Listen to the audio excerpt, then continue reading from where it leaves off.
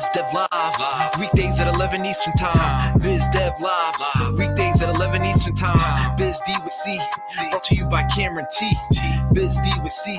Brought to you by Cameron T. This is business development, not even selling it. This is intelligent. If you watch it, I promise you benefit. Leadership and motivation, empathy and inspiration. Leadership and motivation, empathy and inspiration.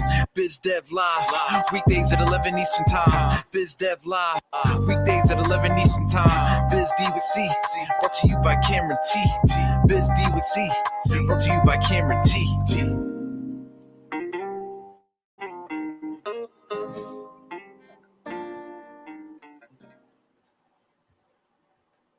Welcome, welcome, welcome.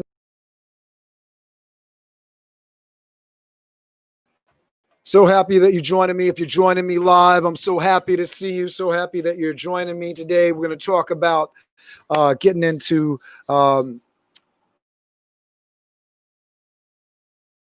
building some ideas 2020. Really excited to jump into this. Glad I got some comments about what people were looking for. I know that there's a lot of value to be found here. I just had conversations. I've been doing face-to-faces. This morning, I had a run-through for MPI Westfield chapter for our Wednesday lunch bunch. Had another call this morning for SBI's soundbusiness.org's gala that we're going to do virtually come in October. We are planning a lot of things. I am planning things with the organizations that I'm working with. I had a couple of face-to-faces this morning. One with a gentleman named Ian Lambaga, who is doing video production, and another gentleman that's an event coordinator out of Vancouver, British Columbia, Canada. So very exciting morning, and I was really looking forward to getting into the ideas of what people can be doing to be leveraging the skills that they have right now. If you have comments, you have questions, you want to know certain things about certain pieces of it, I'd really like you to respond in the comments and let me know what you're thinking about, what kind of business ideas that you're looking for that will help you and help your business.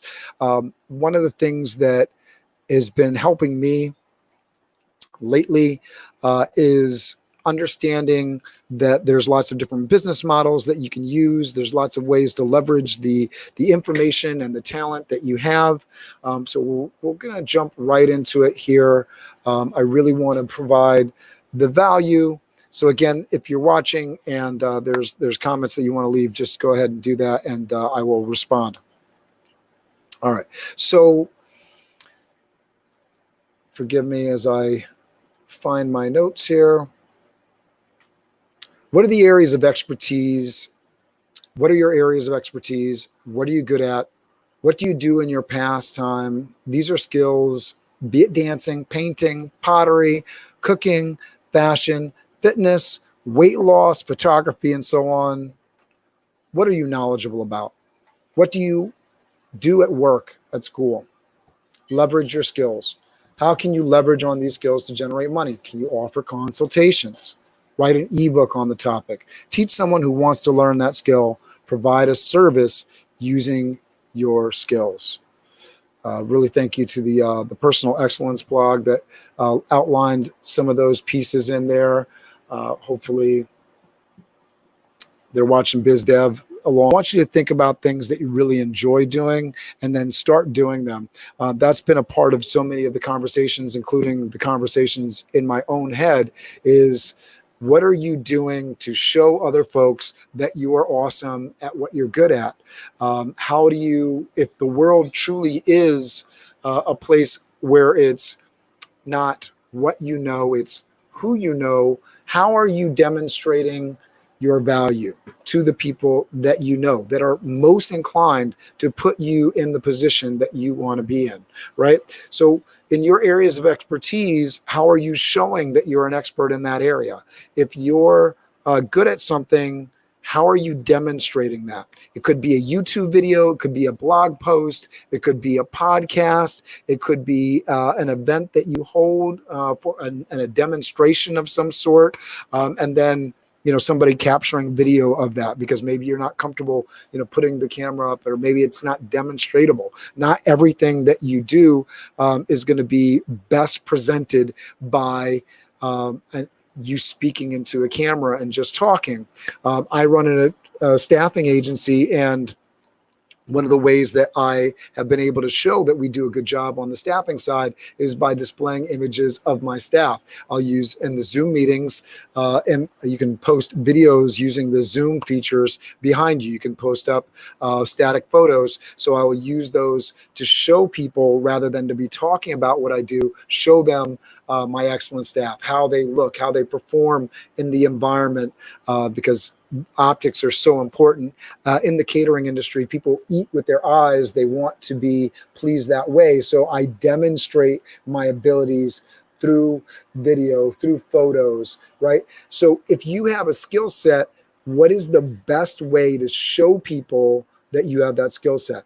If it's coaching, if it's providing mentorship, partner with folks and provide that service at low cost or free, to get out the door, and make sure you ask for those reviews. And that way you can turn that skill into money.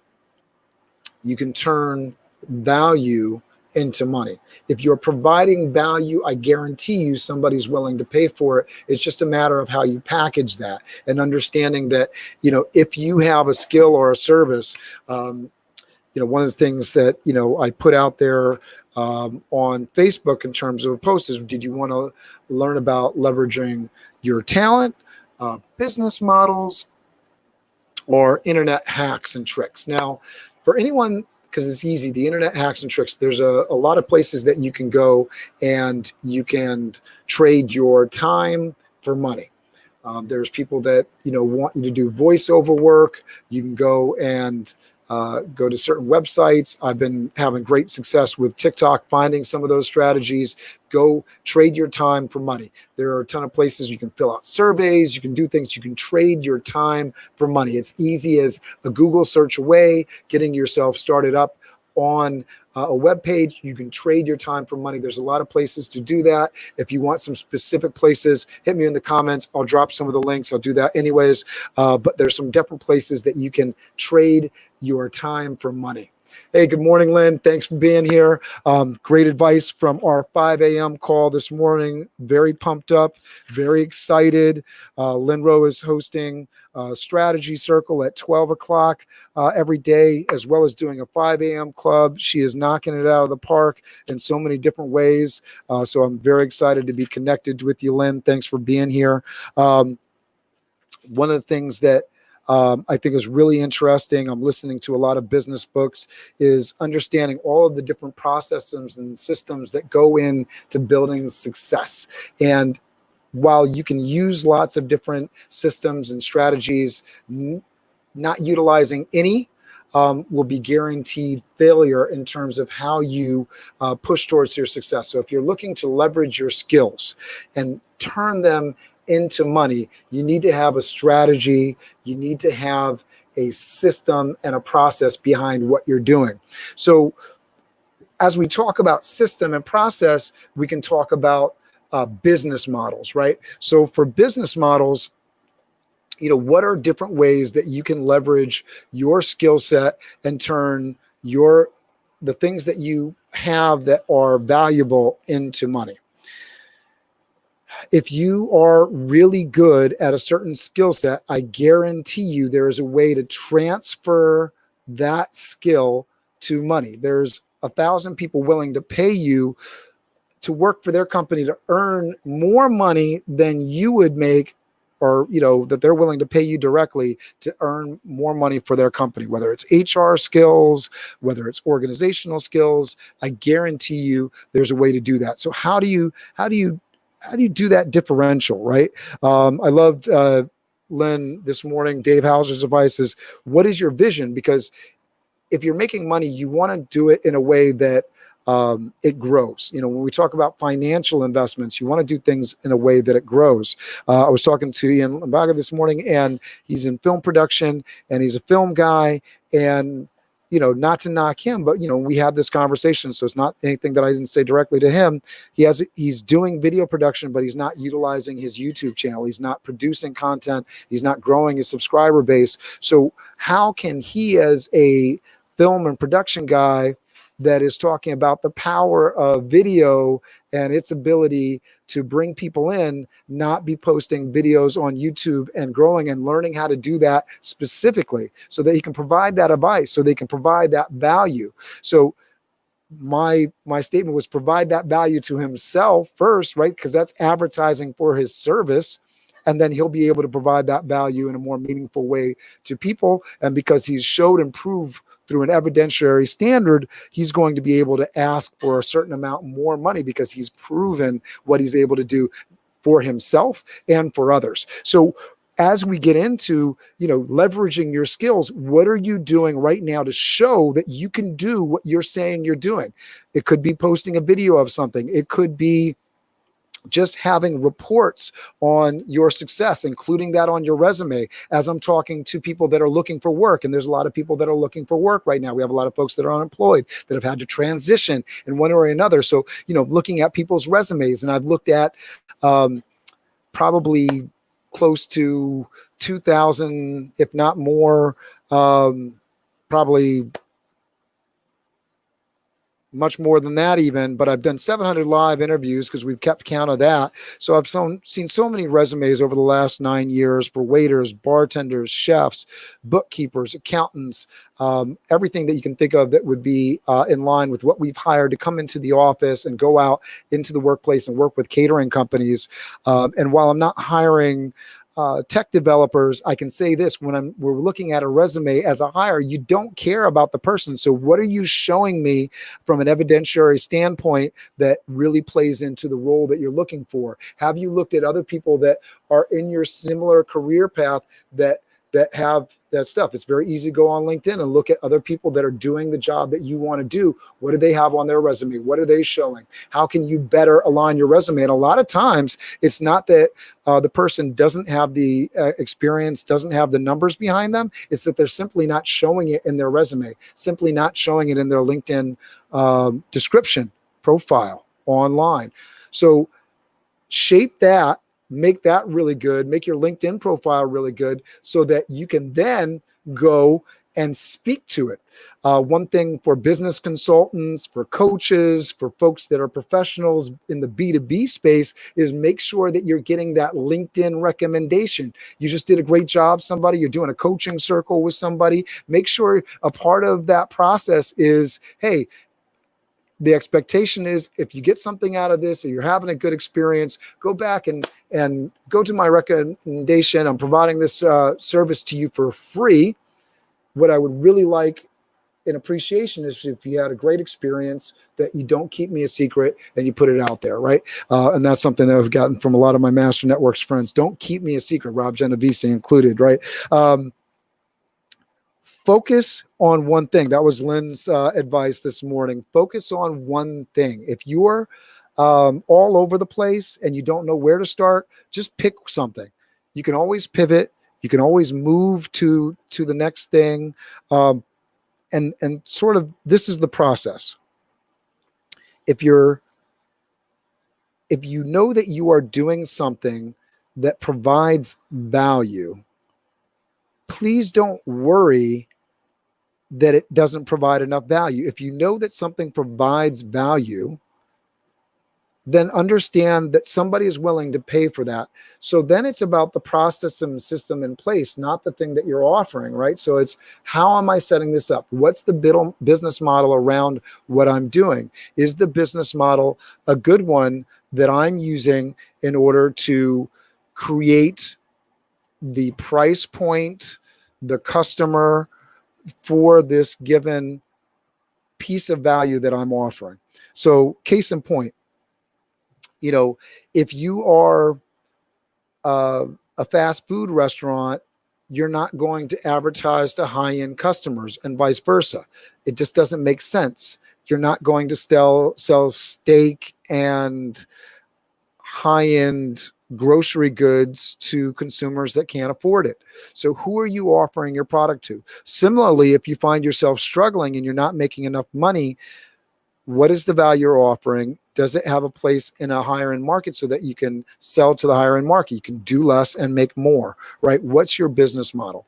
And just to kind of run through the different business models to hopefully gives people some ideas about different ways they can process the skills that they have and send them out. You can create an ebook, right? Who are you marketing the ebook to? Lynn Rose says, know where you are going and keep doing things that take you in the direction. Don't just do things because they sound interesting. Make sure they are taking you in the right direction.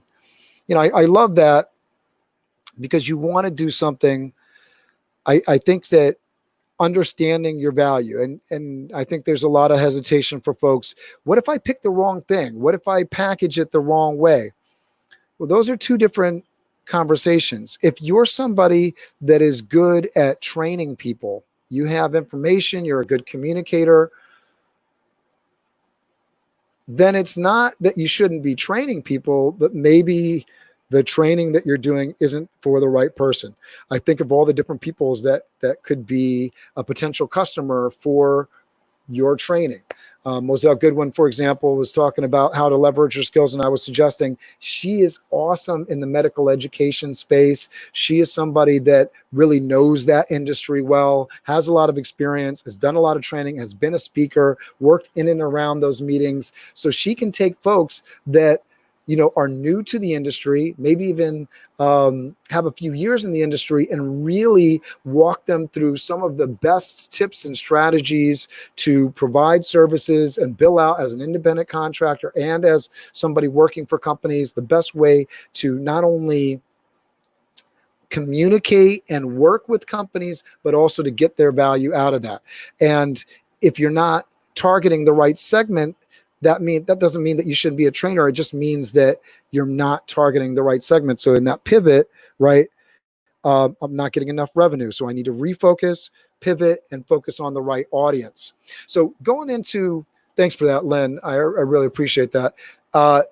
Into the different business models. So you can be a manufacturer. A manufacturer makes finished products from raw materials and may sell directly to the customers or sell it to a middleman, i.e. another business that sells it finally to the customer. Examples: Ford, 3M, General Electric, your kid putting the silly putty and the slime together is a manufacturer.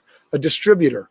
The distributor buys products from manufacturers and resells them to the retailers or the public. Examples: auto dealerships. Do you have some friends that make really cool things? You're not great at making things, but you're great at selling things. Partnership, side hustle, right? Retailer. A retailer sells directly to the public after purchasing the products from a distributor or a wholesaler. Examples: Amazon, Tesco. Can you start something up because you have some great folks that connections that are creating some products? Maybe you're sourcing things, figured out how to source things over the internet. Can you start up a store, either online or virtual, that you can now house and sell your products from? Are you great at sales? Franchise. A franchise can be a manufacturer, distributor, or retailer. Instead of creating a new product, the franchises uses the parent business's model and brand while paying royalties to it. Examples: McDonald's, Pizza Hut. Do you already have something that's somewhat successful? And all that really needs is more people sort of going out and doing it. Master Networks is sort of an example of a franchise. Do you have a really great networking company kind of idea? Do you have something that's going to really work for a segment of the population? You can franchise it. Brick and mortar. Brick and mortar is a traditional business model where the retailers, wholesalers, and manufacturers deal with the customers face to face in an office, a shop, or a store that the business owns or rents. If you're thinking about setting up a brick and mortar store right now, you might not be crazy, because while COVID has definitely affected the ability for traditional brick and mortar stores to operate, maybe now's the time for you to get in because you can afford the rent, because you can afford to make it.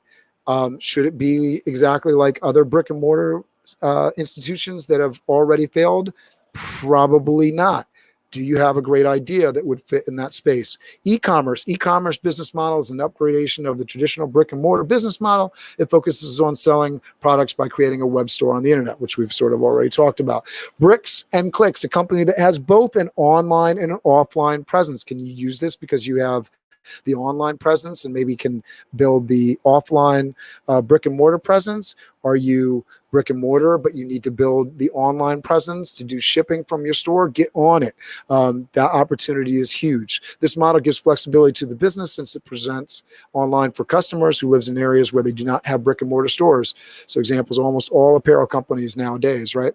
Nickel and dime. In this model, the basic product provided to the customers is very cost sensitive and hence priced as low as possible. For every other service that comes with it, a certain amount is charged. Examples, all low-cost air carriers. So nickel and dime, this is sort of an interesting thing, but is there a service that you can offer at very low cost or a freemium model that you can add services in? So you can get the customers in the door for a certain amount of training or something else, right? And then are there other services that you can then now charge them for? I think Rob Genovese does a good job with this. He gets folks in the door with the marketing and branding, which isn't necessarily a nickel and dime kind of service, but it's a service. So, all of these models can be adjusted for you, but you get them in the door for something and then you can offer them all of the additional services, right? So, and this is something that you can add into almost any business model.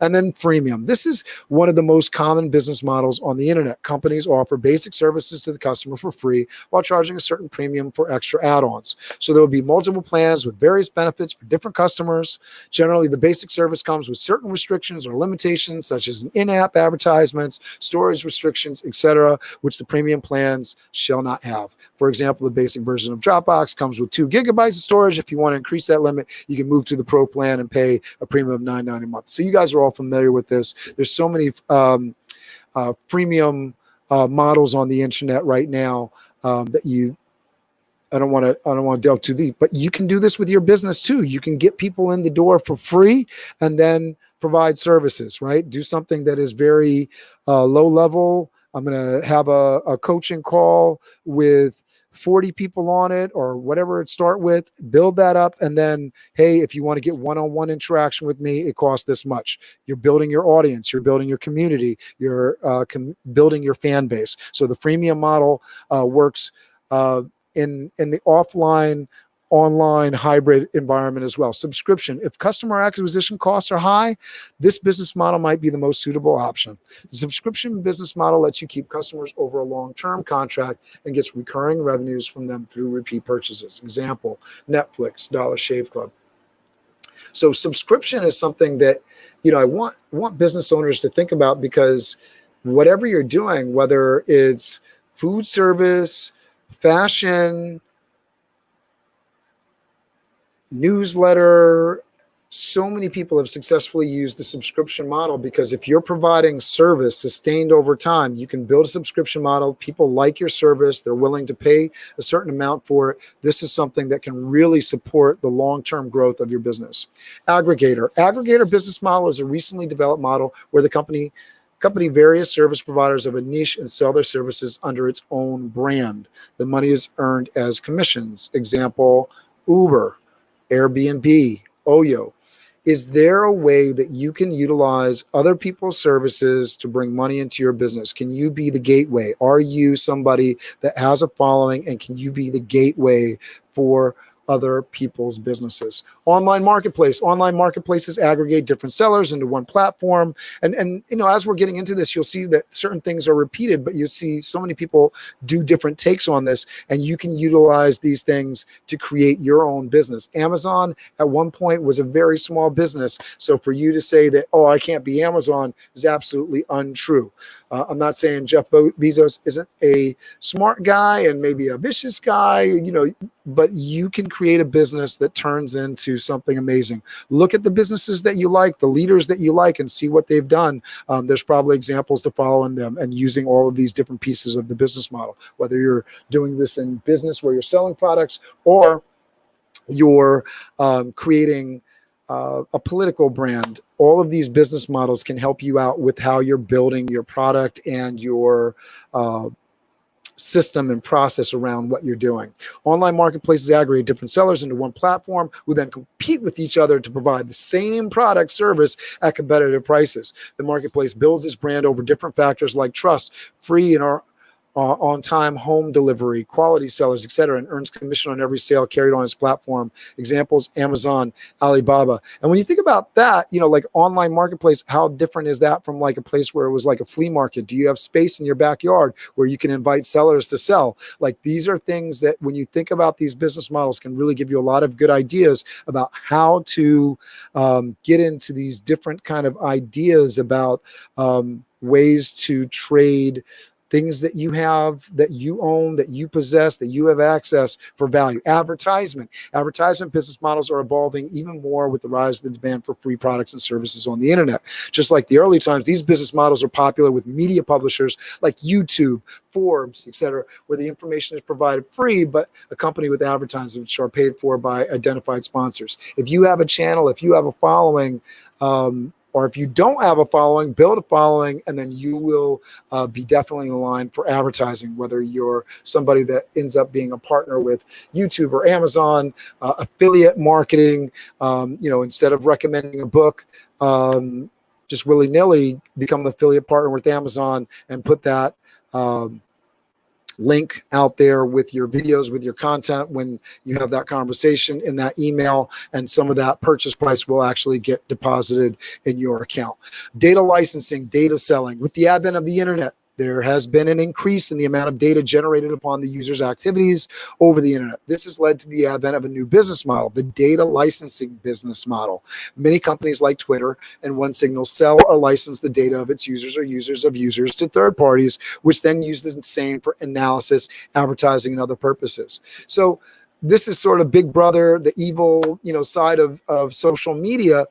But when you think about the business model here, information is value, and value you can trade for money. So is there a certain segment of the population? Are you working within an association? Are there things that you can do with your association where you can turn the numbers and the data you have into money, and license some of that data? Obviously, you want to get permissions and you want to do it in a fair kind of way, but there's another business model for you. Agency-based. An agency can be considered as a partner company which specializes in handling the non-core business activities like advertising, digital marketing, PR, ORM, etc. This company partners with several other companies that outsource their non-core tasks to them and is responsible to maintain privacy and efficiency in their work. Examples of such agencies are Ogilvy and Mathers, Dentsu Aegis Network, etc.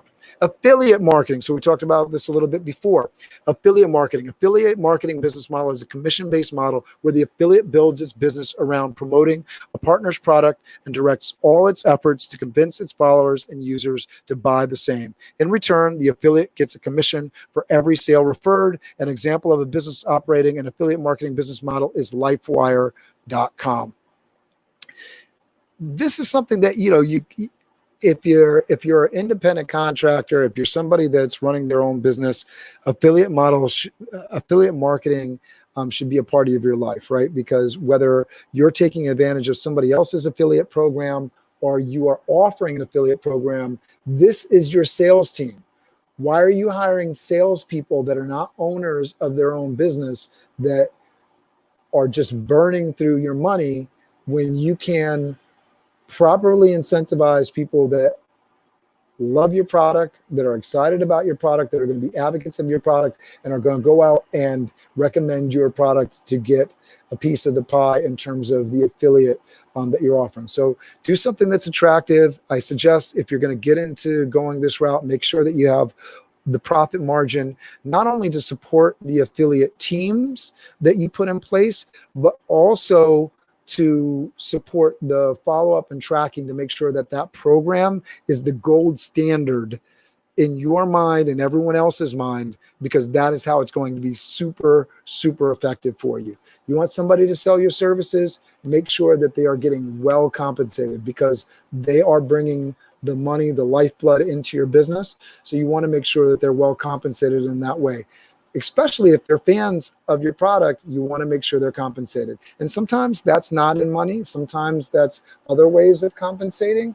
But find out what's valuable and meaningful to the people that are working with you, that are your affiliate marketers, because those people will feed your business, right? Whatever business model that you're utilizing, if you're utilizing affiliates for sales, you want to make sure that you're doing a good job. You got a referral program, commission program. You want to make sure you're tracking it well and doing a great job. I've struggled with this over the last 9 years of running Tilt Event Staffing, and I can speak to the fact that we've gotten better at it, and we continue to get better at it. Drop shipping. Drop shipping is a type of e-commerce business model where the business owns no product or inventory, but just a store. The actual product is sold by partner sellers who receive the order as soon as the store receives an order from the ultimate customer. These partner sellers then deliver the products directly to the customer. Drop shipping is a big thing. I wish I could tell you more about it, but you can go online and research. One day, hopefully, I'll have a better understanding of it all around. But basically, this is an easy way that you can move into the product space. Network marketing. Network marketing or multi-level marketing involves a pyramid structured network of people who sell a company's products. The model runs on a commission basis where the participants are remunerated when they make a sale of the company's product. They recruit. Their recruits make a sale of the product. So that's sort of the nice thing or nice way to describe multi-level marketing, or network marketing. When it's done well, it's truly beneficial for everybody. When it's done badly, it really only profits the folks that are really high up on top. So just be careful. If you're setting up a system like that for your company, you want to make sure that it's fair. Again, you want to make sure your systems are the gold standard, that people are compensated and really taking well. I think it's very difficult for a company to grow and be successful, and for people to be happy if your success is predicated on convincing other people to do exactly what you're doing. Network marketing business model works on direct marketing and direct selling philosophy, where there are no retail shops, but the offerings are marketed to the target market directly by the participants. I think Tupperware is a great example of network marketing. The market is tapped by making more and more people part of the pyramid structure, where they make money by selling more goods and getting more people on board.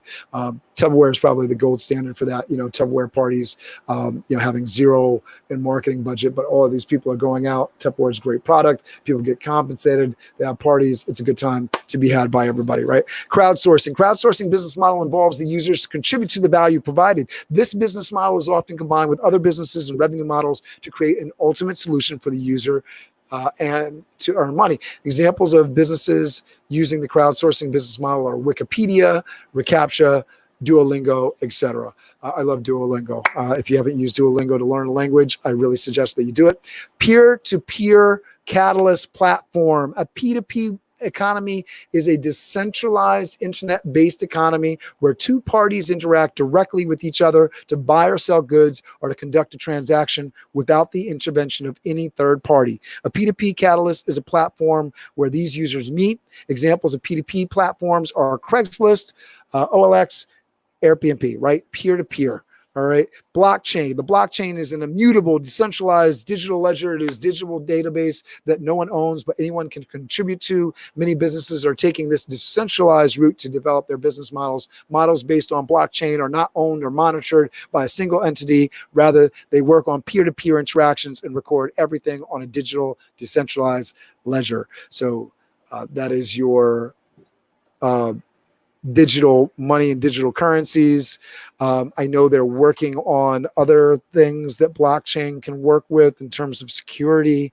It's a very interesting field, very highly technical. If you understand it in a way that could explain it to a kindergartner, reach out to me and explain it to me. SaaS, so SaaS, IaaS, PaaS. Many companies have started offering their software platform and infrastructure as a service. The as a service business model works on the principle of pay as you go, where the customer pays for his usage of such software, platform, and infrastructure. He pays for what and how many features he has used, and not for what he hasn't. I love these kind of things because these are things that we're seeing in the marketplace. So you're going out and you're paying for certain things from different services as you use them. So software, platform as a service, right? Software as a service, right? Your services as a service, right? These are things. So setting things up in the way that people understand now. So, maybe you are doing something. Hey, you can pay as you go. You want just this little piece of it? Here's this. Did I do a great job for you? Tell somebody else, and maybe they'll want another piece of it. So if you're somebody that has maybe some services, maybe you can break it up. I had a Biz Dev Live with Eileen Smith, Eileen Smith events, and she talked about sort of these services. And, sometimes people have more of their event together. So instead of offering the whole event planning package, I'm just going to offer you this one little bit. And, at the end of the day, that's easier for me. You give me the information, I process it, I put it out for you. It's a smaller fee. It helps you out. It helps me out. All good.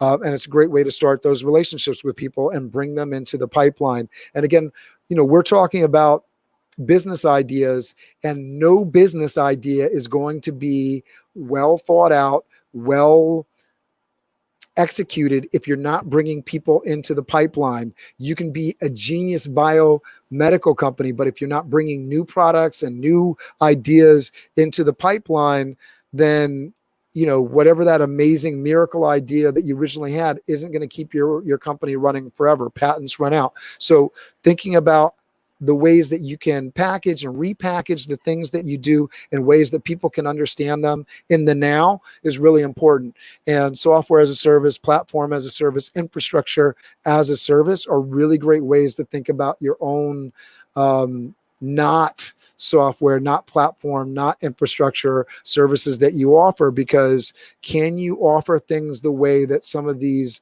newfangled products that are on the market are offering, so people that are Gen Zers, for example, can better understand what you're offering and how you're selling. So many times people put out their services and it's like, contact me. And a lot of Gen Zers, I think, are turned off, and even Gen Xers are turned off because they just want to know, well, how much is that? Can I afford it? Okay, let's go. If they don't have that information, they assume the price is too high. I know that's what I do sometimes, and I am not Gen Z or Gen X, right? So, or not millennial. I think I am Gen X. Sorry. High touch. The high touch model is one which requires lots of human interaction. The relationship between the salesperson and the customer has a huge impact on the overall revenues of the company. The companies with this business model operate on trust and credibility. Examples: hair salons, consulting firms. So your high-touch service should not be cheap. When you go to the hair salon, if you've ever been to a cheap hair salon, it probably either didn't stay cheap or stay in business for long, because they quickly learned that high touch is not cheap. High touch is quality. High touch is expensive. So make sure that if you're offering that service, you're advertising to the right folks. Low touch, the opposite of the high touch model. The low touch model requires minimal human assistance or intervention in selling a product or service. Since as a company, you do not have to maintain a huge sales force, your costs decrease, though such companies also focus on improving technology to further reduce human intervention while making the customer experience better at the same time. Examples: IKEA, SurveyMonkey. I think that those are interesting examples too. How many times you interacting with an actual person at IKEA, at SurveyMonkey, right? Probably not at all. Can you build out products that are going to bring revenue into your company where they just go through your website? Are you able to create a form that you offer this training service, or you offer this great, you're always talking about, your great tracking ability. So you're a realtor like Sammy Sunshine, and you have great tracking pages. Why not offer a package of those Excel sheets or things that you use online? You can download those templates for $2, right? Oh, you like this? Go to my website. It's right there. Download it. If you need any help, happy to help you, but really just download it and get lost, right? Low touch, right? You're going to buy it and go away. So having those as add-ons and pieces of your business are really important. And if you decide to do a whole business on that, making sure that the customer service experience is really important so that they don't feel like they're, so that they click through and buy what you're providing, but they don't feel the need for the high touch, so that they're happy with the low touch service and cost. Auction based, mostly used for unique items that are not frequently traded and that don't have a well-established market value, like collectibles, antiques, real estate, and even businesses. This model involves the listing of an offering by the seller and the buyers making repeated bids to buy that offering, and while fully aware of other bids by other buyers. The offering is sold to the highest buyer, with the auction broker charging a listing fee and our commission based on the transaction value. eBay is one such auction platform. Gary B is talking about how big sports cards are right now, the fact that there are a lot of collectors that grew up doing tennis shoe collections, and now they're doing cards, and you can flip a LeBron James rookie card from 1,000 to 9,000 in a matter of months. Is there a segment that you know a lot about that you feel comfortable in? Is there a place where you can go to yard sales? I don't know how many yard sales are going to be happening this summer, but when we get back to yard sales, or going to eBay, finding something on the cheap and flipping it, going to arbitrage, this kind of thing of finding something in one place and being able to flip it. Can you go into your neighbor's basements and find the gold and pull it out and sell it? There may be a lot of money there from your own childhood and from other people's childhoods. Can you go to your friends and say, hey, do you have any of this stuff? I know a lot about this. Send me your stuff. I'll give you a certain percentage of whatever I sell. I'll do all the work and I'll sell it, and I'll give you a certain percentage of whatever ends up being sold. I mean, that's a great way to take, especially if you have time to do it and you enjoy doing it, to take something that is relatively low cost to you and really make a ton of money. Reverse auction based. A reverse auction is an auction where the roles of a buyer and seller are exchanged. Seller bids prices instead of buyers. The reverse auction based business model is often used when there are several sellers selling a similar offering to a single buyer. These sellers lower their price with every bid, and generally the bidder and the lowest bid wins the auction. However, there are cases when the bidder with a price higher than the lowest bid wins the auction, as the buyer likes his offering with add-ons, right? A platform which lets sellers bid for government contracts is an example of a reverse auction-based business model. That's a crazy one to understand. If somebody has a really great example of a business that's utilizing it, please let me know in the comments. I'd love to follow up with you. Razor and blades. Razor and blade model is used by companies which deal in complementary or companion products like razors and blades. It involves selling the high margin root product at a low price. Ever been there, right? Low price to increase the volume sales of the complementary or related low margin product. Ever bought a printer only to find that the ink is really expensive? Hello, razor and blades. By using this model, businesses create a stream of recurring income over the life of the root product. Companies dealing in razors, mosquito vaporizers, and other refillable products employ this business model. The game industry also makes use of this model by providing the gaming console at a very economical price and making good profits with the sale of games. Reverse razor and blade. A business employing a reverse razor and blade model offers the low margin item at very less price or below the cost to encourage the sale of the high margin product. Amazon employs this business model to sell its Kindle e-reader. It provides Kindle ebooks at a price lower than their actual cost, so to make people consider Kindle as a one-time investment to enjoy low-cost books throughout its life, which I didn't even know, which is very interesting. On demand. An on-demand model is a model where a customer's demand is fulfilled by delivering goods and services on demand, usually immediately. This business model is driven by the use of the internet and mobile phones. It works like this. The customer order for products on services through its web app. The request is received by the company's employer or a demand fulfilling partner. The employer or partner fulfills the demand by delivering the ordered product or service either immediately or in the same time promised. Uber, Instacart, and Postmates are some examples of on-demand business model. User community. Driven by the network effect, the business model involves granting access to a community or a network in return for a membership fee. Glassdoor is a good example of such a user community. So listen, there are so many different business models out there. I hope this was helpful. I know I went through a lot. I'm hoping that somebody made it through the entire video at some point. I really appreciate you. If you are interested in deeper diving into one of these business models, drop a comment. I would really love to hear it. Make sure you hit that subscribe button and the bell to get alerts. I'm doing these every weekday. Really excited to provide value. Really excited to drive some income into your pocket through these great ideas, through the networking, through the knowledge that's provided in the biz dev. I love you. I hope that you prosper. You have a really productive day. I hope to see you soon. Again, subscribe and hit that bell. See you soon.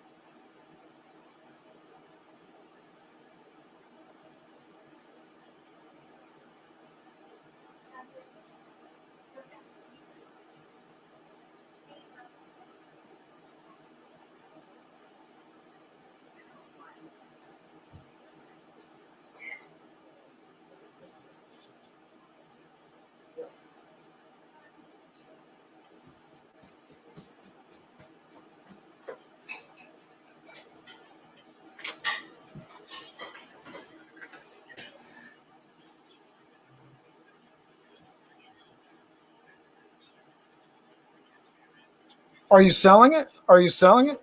Are you selling it or giving away? Okay.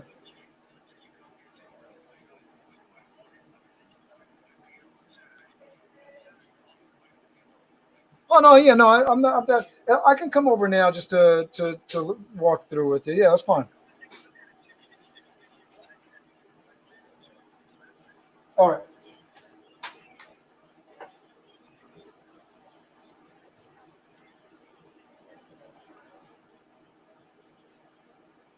We can probably pick it up later tonight. It's just a matter of the time and during the day. Yeah. Yeah. Yeah. I'll be right over. I'll be right over. I'm gonna head over right now. But yeah, you texted me you texted me the address. All right, I'll be on my phone.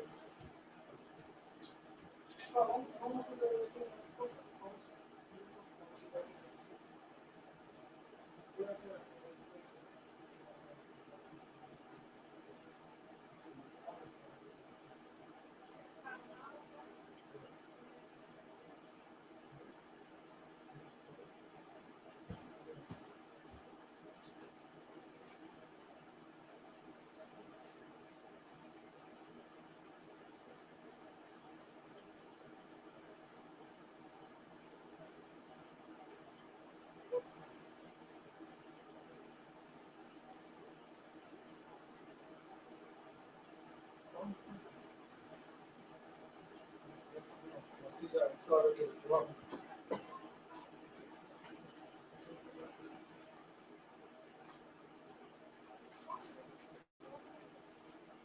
O si no, yo voy solo, pero yo pienso que tú vas conmigo para si no,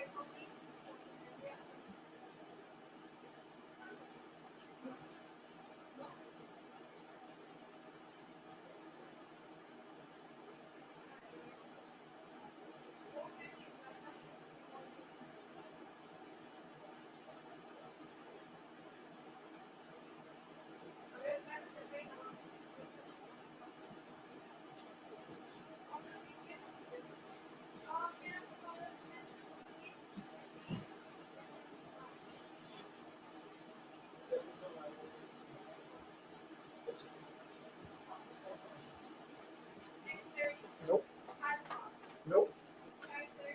4:30.